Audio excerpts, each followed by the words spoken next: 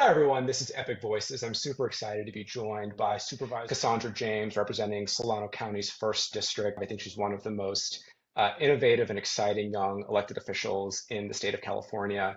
And I've been really pleased that we've had a burgeoning partnership with our organization and Poverty in California with her and her team to do some really engaged and deep work in Solano County. Excited to dive into that and so grateful for you to be joining us today. Thanks so much. How are you? No, thank you for having me. And I'm just so excited to be in community with you and with the Epic family. Well, really appreciate that. And really would love to start our conversation by asking you about your road into politics. I think for many folks watching, getting involved in politics seems like a somewhat opaque process. It's not always clear how one gets involved, why people get involved. So, what initially motivated you to run for office, especially for local office? And what was it like to run a campaign as part of a movement that I think obviously extends to more than just you, but uh, has begun to shift, the political landscape in the entire country, writ Right. large. So it's not an overnight process Okay. at all. I would say I ended up tripping into politics when Hurricane Katrina happened and I had to come back home. So Mm. originally born and raised in San Francisco, and then for college, I went to Dillard University in New Orleans. Hurricane Katrina happened and ended up coming back home. I went to a town hall meeting where they were talking about issues in community. And of course, I don't want to say of course, but of course, for my community, there wasn't anyone there speaking to particular issues. And at that time, there was some environmental injustice issues happening with a power plant that was in back of my community. We had high levels of cancer, high levels of asthma, et cetera. And I talked about that, and the staff person actually asked me, was I interested in the youth commission? I've never heard about the youth commission before. And I'm like, sure, it's something to do. In my tenure with the Youth Commission, I was able to learn how to translate um, community issues and problems into like legislation and policy. And I think at that time I had gotten bitten by the bug. However, life be lifing at times.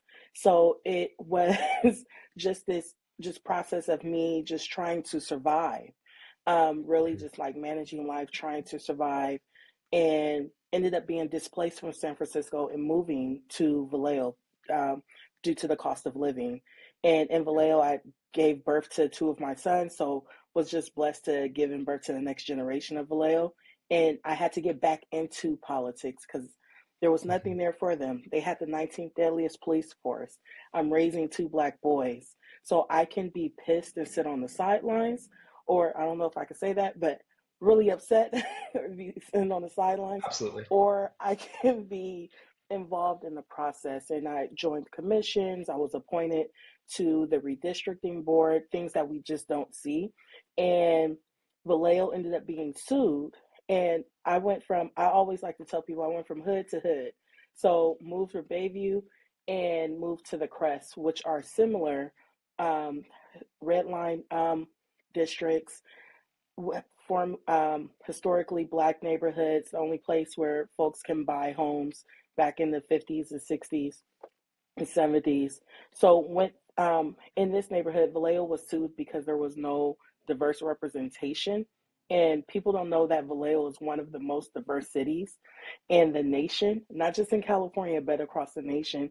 And I ran for Vallejo City Council after being asked several times, and I lost. So, and I was salty and I was licking my wounds. And a elected official, we were at a swearing in for the first black woman ever elected to Solano County Board of Supervisors, Wanda Williams. And somebody asked me, or elected official there asked me, have you ever thought about Board of Supervisor? And I'm like, no, I'm still salty, still coming from this loss, but I had to check in with my family because, again, usually when I think of politics, you think of folks with money who have the Mhm. privilege and the time to run, and I have none of that. I was working every day. I had two kids. I'm taking care of my grandma, all these things. So I really had to get my family on board. And when I ran for board of supervisors, then you have to find a consultant. You have to find a campaign manager. You have to find all these things to make sure you have a successful campaign. And the number one thing I was worried about again was the money. But Mm. um, with my consultants, they're amazing. They met me where I was at, and they were saying, we will work with you throughout this campaign to make sure that it's successful. So that's how I ended up tripping into politics. And and with that, I took many trainings. I was a part of the New Leaders Council. I was a Mm. part of the Young Adult Leadership Training through the Children's Defense Fund. I through the Emerge training. So, and it was all because of like things to do and just to sharpen up my tools. I feel like iron sharpens iron. Um, and I think I answered your question. I don't know No, if I'm and rambling. brilliantly so. No, there's so much to chew on there because in politics, like you said, it really does feel like money is the engine that fuels everything, right? And it's not Hmm. often that folks who don't have independent wealth are able to bounce back from a loss and then actually go higher. Um, Right. I always think, yeah, I feel like there's a lot of forward failing in politics, but it's never folks who look like us who fail forward, right? So I think it speaks a lot Right. to not like just your perseverance and brilliance, but a community of people who hopefully were saying, look, like we actually need you in this role, and we need people to represent us in a really effective way.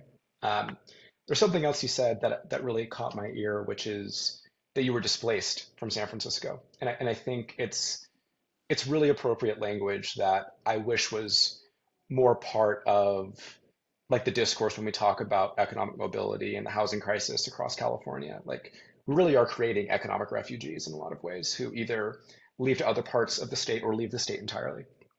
And I think that Yes. it's a useful framing, and I'm so glad that you framed it that way.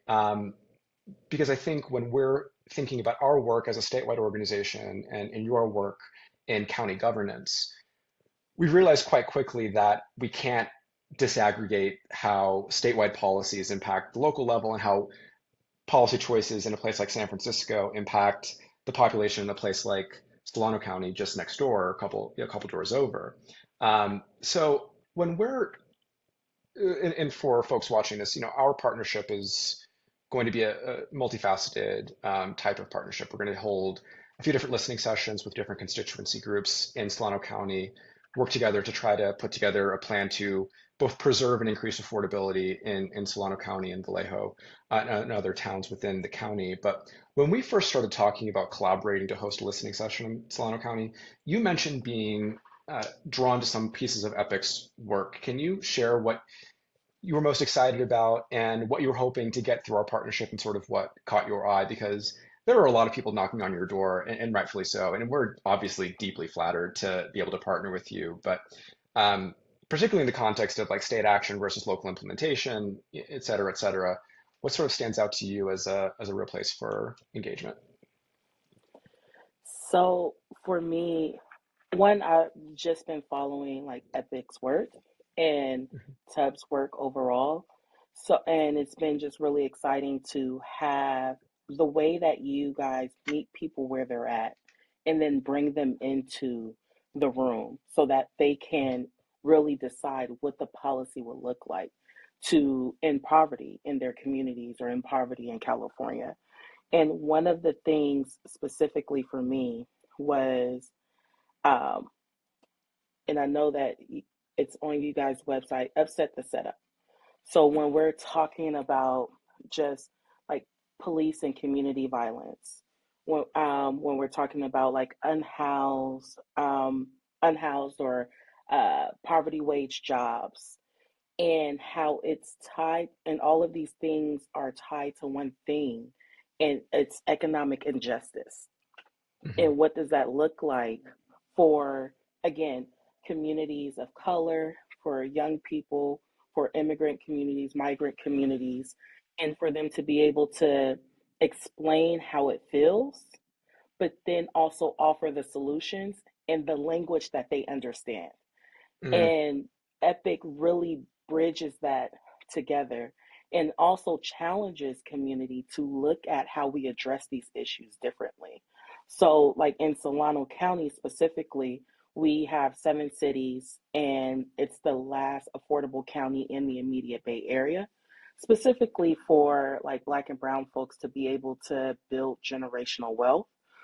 Um, Epic, for me, it was Epic coming in and facilitating or co facilitating that conversation for us on how we can develop the policy or refine the policies around our economic injustices, uh, Hmm. and do so with an equitable lens and an equitable pen as well. Yeah, So, those are yeah. some of the things that drew me to the organization.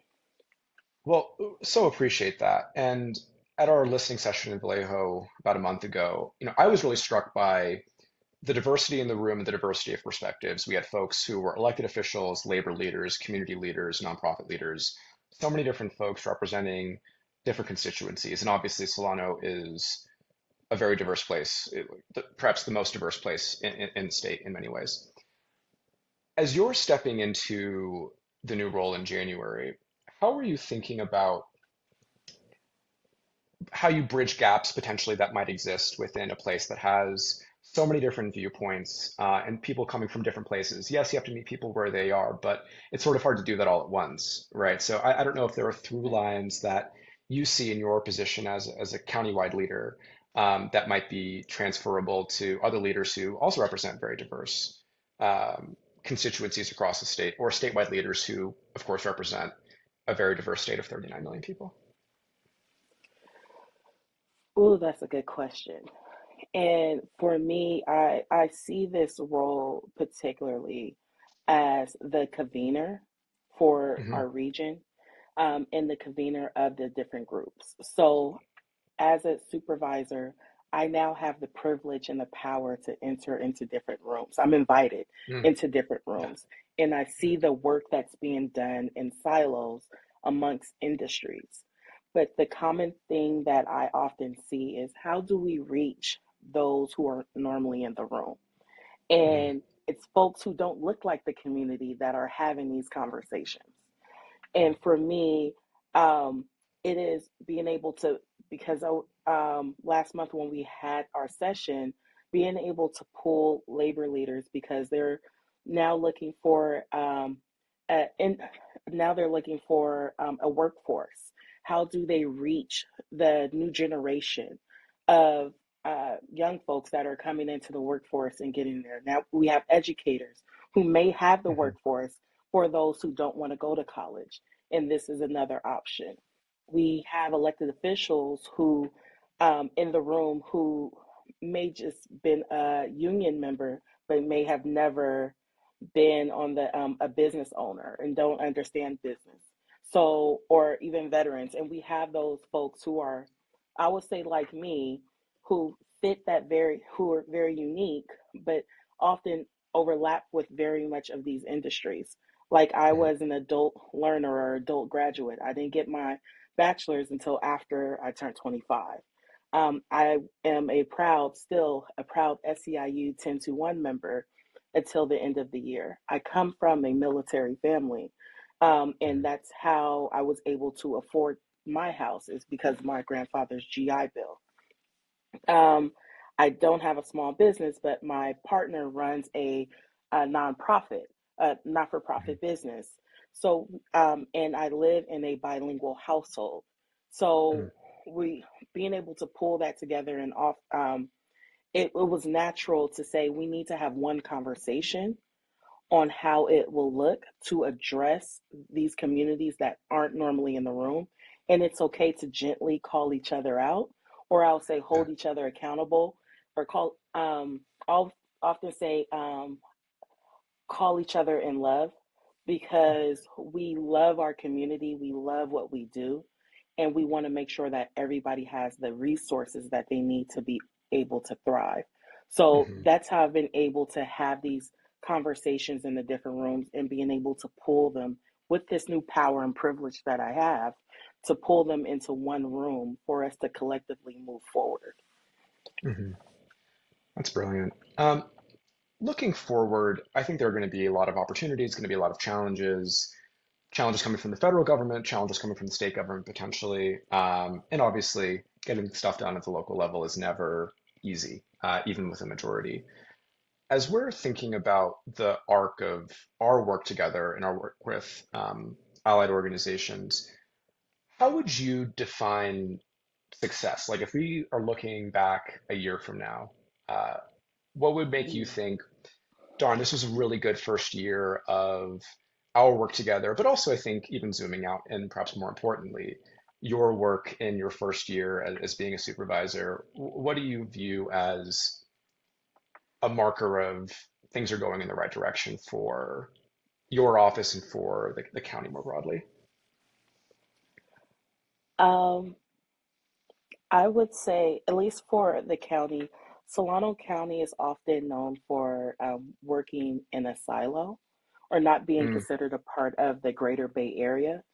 So for me, that's a baseline for me. And we haven't had, um, I would say, inclusive and equitable conversations around like economic justice, around housing, around transportation. And for me, in that first year, it would mean that um, we've started the conversation and we've started to identify some local strategies on how we can work together to address it. And how do we collectively go to our state elected officials or state government, and even looking at the overlapping values at the federal government. Some people may have a whole lot, some folks like me may have very little, but there are some overlapping values there when we're talking about success overall and looking at those key things. But it starts with the local strategy and the mm, local conversations and being comfortable with, and I love what you said earlier, with failing forward. And that's all this process is we're trying to figure out what works, and mhm. we're failing forward or we're tripping together versus stepping back from each other when things don't work. Right, right. And related to that, obviously, I think the election results for a lot of folks were really tough to swallow. However, in Solano County, it seems sort of contrary to statewide trends and certainly contrary to national trends that Solano County actually shifted to the left a little bit.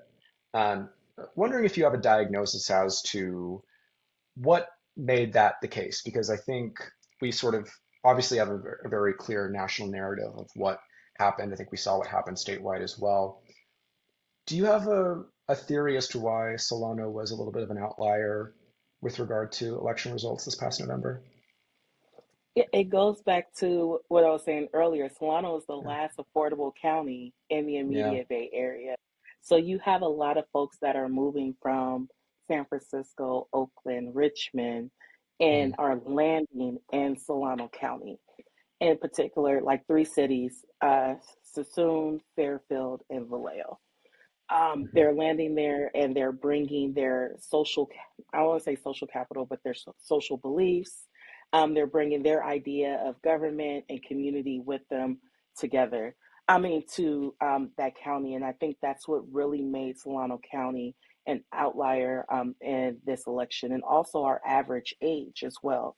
So the county's average age is mm, around 39 years old. So we're a younger mm. county. We Yeah. have some young families there as well. So um, it just goes back to that fact of this is where people are landing. Yeah.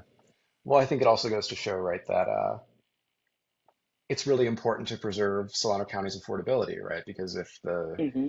sort of story about the election is that folks are really unhappy with cost of living, and rightfully so, we've got to make sure that we're not losing ground into places that are still at least somewhat affordable. So um, I think we're right at time, but I'm so grateful for you taking the time and grateful for your partnership over the next year or so. Hopefully extends much beyond just the next 12 months, but I think we're obviously a much better state for having you in the positions, and I'm just really excited to see what you're able to do and hope to do with you every step of the way. So thank you so much. No, thank you so much. And I'm excited for our ongoing relationship. So although we may have a timeline on this, community listening session, but for me, it's the ongoing relationship because, again, you are the subject matter expert and what I want to see change in Solano County. And I'm literally the only board member that's under 50. And That's like unfortunately so honestly, typical though, right? Like that is really yes. just how it is. And it's a real shame. It's a real shame. And I know, and when we're just, and just to connect national to local, like, am the second Black woman ever elected to the Solano County Board of Supervisors. Wow. So I can't walk into this position unqualified or uninformed or anything. I have to make sure that I have all the information and fact check that information to be able to bring effective change and be able to have these conversations across the aisle. Because the way the county is represented, Upper County, North County is red, Southern County, Lower County is blue, but I have to Mhm. work with everyone in the county. So just coming in as a Black woman, I can't come in unserious and Of unqualified. course. So making and working with agencies or state policy think tanks like you help me inform my county and help bring people to have those hard conversations on how we address and make sure we have an inclusive county that's working for everyone. So again, I'm just so appreciative. Y'all have me until the end of days. Y'all are my kids' uncles and aunties. Y'all just don't know it yet. It's beautiful. But It's yes, beautiful. thank you. Thanks.